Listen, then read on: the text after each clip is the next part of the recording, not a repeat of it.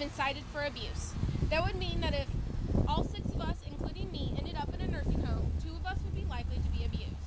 We are now going to look at the 3 main ways that people are abused in nursing homes: verbally, physically, and sexually. The first way people are abused in nursing homes is verbally.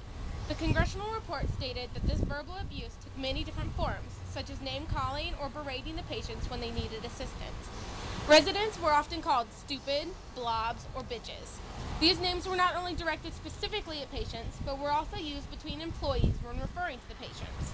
Often the employee would belittle the patient for their weaknesses by telling them things like, "You eat like a pig," if the patient had trouble feeding themselves, or by telling a patient who was unable to get out of bed to use the bathroom that, "If you hadn't shit all over yourself, I wouldn't have to clean you up."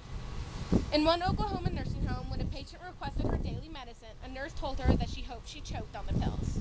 Not only does this verbal abuse have damaging effects on a patient's mental well-being, it can also have a negative effect on their physical well-being.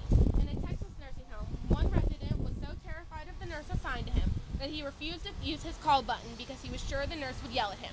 He didn't even call for help when he fell out of bed and fractured his hip. As if these things are not bad enough, let us now take a look at the story of Helen Love as reported by CBS News in February of 2009. One day while she was in her room at the Sacramento home she lived in, she didn't have time to make it to the bathroom. When she called for the nurse's assistant to help clean her up, he became so angry with her that he broke her wrist, choked her, and ended up breaking her neck. While that initial break did not kill her, she died only 2 days after the interview where she described these events. Unfortunately, her story is not unheard of. Many residents of nursing homes are abused physically by the employees. One patient in a Missouri home who suffered from dementia and memory loss was repeatedly abused because he could not remember it.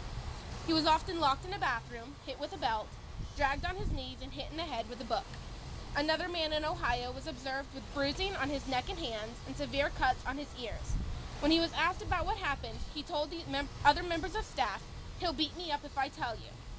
Not only do residents suffer from abuse from the staff, they are also abused by fellow residents, which the staff was likely to ignore or even encourage. In a Colorado facility, the staff did not protect its residents from one of the patients who had a violent history of attacking others. During his stay, there was a reported 39 incidents, including one where he attacked a female patient, giving her a black and blue lip and ripping the skin from both forearms down to the tendons. In Long Island, one resident repeatedly stole belongings from those he lived with and was found trying to smother his roommate with a pillow. During only 1 month at an Oklahoma nursing home, there were 7 reports of residents being abused by other residents. In Indiana, a resident with an extremely violent history assaulted a woman by throwing her against a wall. She died 3 weeks later of a cerebral contusion. The third way that residents in nursing homes are abused is sexually. As horrific as this sounds, it happens almost as much as the other 2 forms of abuse. In the state of California alone, there were 3 major instances of note in the congressional report. In one case, a male nurse touched 2 older ladies inappropriately while bathing them. Another time, a male nurse aide was found on top of a resident with his pants pulled down. The last incident was where a male attendant approached a female resident and asked her to put his genitals in her mouth. While this was only from one state, there were many more cases elsewhere. In a New Jersey home, a patient accused a male staff member of making sexual statements to her while he helped her in the shower. She also said that he would come into her room late at night and touch her chest and kiss her cheek. Like the physical abuse, the sexual abuse often happened between residents as well. In Texas, a male resident that had a history of inappropriate sexual contact with others was found on top of a female resident. He had no pants on and was trying to pry the woman's legs apart. Another Texas nursing home had a male resident who consistently sexually harassed female residents and tried to get under their clothes. Not only did the staff fail to prevent this abuse from occurring, in most cases the abuse was not properly reported. At one nursing home in Oregon, when a female resident was found by an investigator with some bruising that indicated sexual abuse, the director of nursing simply brushed it off and made a joke of it, saying that perhaps she fell on a broomstick. At another Oregon home, a female resident was fondled daily at breakfast. The staff made no move to stop this from happening and did not report it.